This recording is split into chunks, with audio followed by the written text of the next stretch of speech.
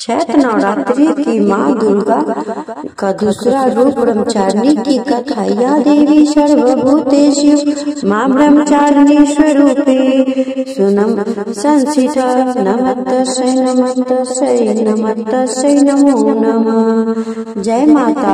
आज चैत्र नवरात्रि का दूसरा दिन है और आज चैत्र मास का शुक्ल पक्ष की द्वितीय तिथि है। आज के दिन माता ब्रह्मचारिणी की व्रत कथा का श्रवण करने से लंबी आयु का आशीर्वाद प्राप्त होता है। श्रवण कर्ता को सभी प्रकार के सुख प्राप्त होते हैं और कार्यों में सफलता मिलती है। व्यक्ति को लक्ष्य की प्राप्ति होती है। त्याग, ब्रह्मचर्य, वैराग, तप जैसे गुण व्यक्ति के समाहित होते हैं। तो आज मैं सुना रही हूँ माँ ब्रह्मचारिणी की बड़ी दुर्लभ तथा पौराणिक कथा। तो आप सभी भक्तगण और गुरु भाई गुरु बहनों से अनुरोध है कि इस कथा को पूरा सुनिएगा और श्रद्धा पूर्वक तथा प्रसन्न चित्त मन से सुनिए।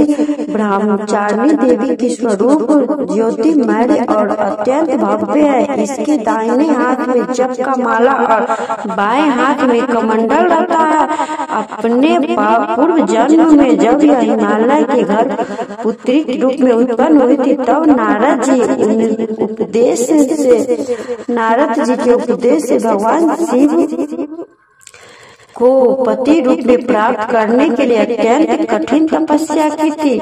इसके माँ ब्रह्मचारिणी की अत्यंत तपस्या के कारण इन्हें तपचारी अर्थात ब्रह्मचारिणी के नाम से शहीद किया गया है। 1000 वर्ष उन्होंने केवल फल फूल खाकर व्यतीत किए। 100 वर्ष तक केवल साग निर्वाह किया। कुछ दिनों तक कठिन उपासना रखते हुए खुले आकाश के नीचे वर्षा और धूप के भयानक कष्ट सहे। इस कठिन तपस्या के बाद 3000 वर्ष तक केवल जमीन पर टूटकर गिरे हुए बेलपत्र को खाकर वह भगवान शिव की आराधना करती रही।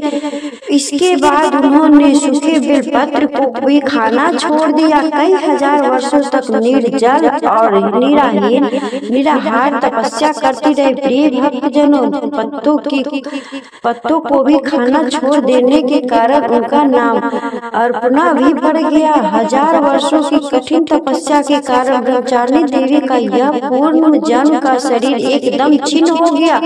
वह अत्यंत कृषिका हो गई, अत्यंत सूख के कांटा हो गए। उनका शरीर पूरी तरह से सूख गया। इसकी यह दशा देखकर उनके माता मैना रानी अत्यंत दुखी हो उठी। उन्हें उस कठिन तपस्या के वितरण करने के लिए आवाज लगाई, उमा अरे ओ उमा। तब से देवी ब्रह्मचारिणी को पूर्ण जन्म का नाम उमा भी पड़ गया था। उसकी इसी तपस्या से तीनों लोकों में हाहाकार मच गया। देवता, ऋषि, सिद्ध, गण, मुनि सभी ब्रह्मचारिणी देवी को कि इस तपस्या को अभिभूतपूर्व बताते हुए उनकी सराहना करने लगे। अंत में पिता माँ ब्रह्मा जी ने आकाशवाणी के द्वारा उन्हें संबोधित करते हुए प्रसन्न स्वर में कहा, हे देवी, आज तक किसी ने ऐसी कठोर तपस्या नहीं की थी। ऐसी तपस्या तुम्ही से संभव थी। तुम्हारे इस अलौकिक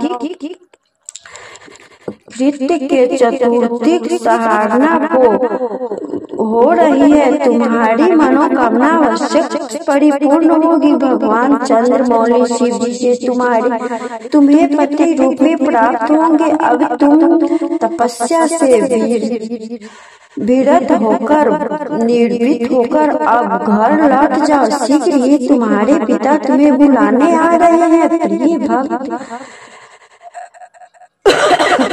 दोस्तों, माँ ब्रह्मचारिणी के इस कठोर तपस्या को देखते हुए भगवान शिव जी ने कई बार उनकी परीक्षा भी ली। उस परीक्षा में देवी परिपूर्ण हुई और इससे प्रसन्न होकर महादेव भगवान भोलेनाथ ने माता ब्रह्मचारिणी को अपनी अर्धांगिनी रूप में स्वीकार किया। उन्हें आशीर्वाद दिया तथा उनसे विवाह किया। माँ दुर्गा का यह दूसरा स्वरूप भक्तों व सिद्धों को अत्यंत फल देने वाला, उसको उपासना से मनुष्य में तप, त्याग, वैराग्य, सदाचार, संयम की वृद्धि होती है। जीवन के कठिन संघर्षों में से उसका मन कर्तव्य पथ में विचलित नहीं होता है। माँ ब्रह्मचारिणी देवी की कृपा से उन्हें सर्वत्र सिद्ध और विजय की प्राप्ति होती है। दुर्गा पूजा के दूसरे दिन इन्हीं के स्वरूप का उपासना की जाती है। इसी दिन साधक का मन स्वाध्यान में उपस्थित होता है। इस चक्र में अवस्थित चित्त वाला योगी ब्रह्मचारिणी जी की कृपा व भक्ति सहज ही प्राप्त कर लेता है। एक बार प्रेम से बोलिए, माता ब्रह्मचारिणी की जय। जय हो सरदा, जय माँ भवानी। अपने सभी भक्तों को दूर करो माँ। जय माता दी। ओम नमः शिवाय। प्रिय भक्तों,